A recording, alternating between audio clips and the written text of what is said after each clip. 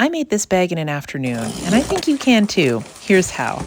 Pop Sewing sent me another DIY bag kit to try out, and honestly, I think this one's my favorite so far. Everything you need to make the bag is in the box, so that's all of the leather pieces to make the bag, all of the straps, all of the hardware, the needles, the thread, everything is included. So all you need is what's in the box. You don't need any other supplies. At first, I was a little intimidated by this bag because it had a lot of pieces and a lot of pieces that were curved, but it turns out that that was not something to worry about at all. The bag was just as easy to put together as the other two bags that I've tried from Pop Sewing. I laid out all my pieces and labeled them so they would be easy to identify, and then set up my needles and got to stitching. Basically, there's a tutorial that you follow, and it's pretty straightforward. It just takes a little bit of time.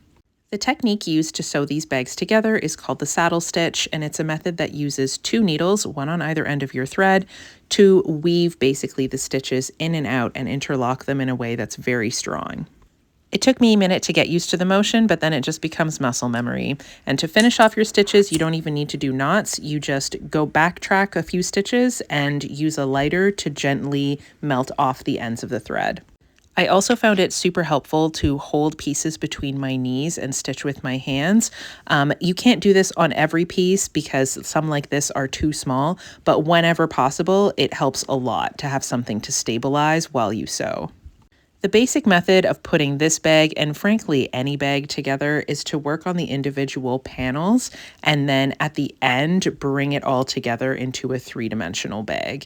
So here I am putting the side panels together, so this will be sort of the depth of the bag, and here I am sewing those panels to the back of the bag and then finally the front of the bag.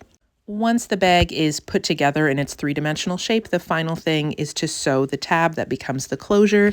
You can see it right here, and then you can take off the protective film around the metal. I left mine on while I sewed so I wouldn't scratch it, and then you just put the bag together and you're done. This whole project took me a few hours, so I sat back and watched some movies while I was stitching, and honestly, it was a delightful way to spend an afternoon, and look at how cute this bag turned out. I can't wait to wear it pretty much everywhere.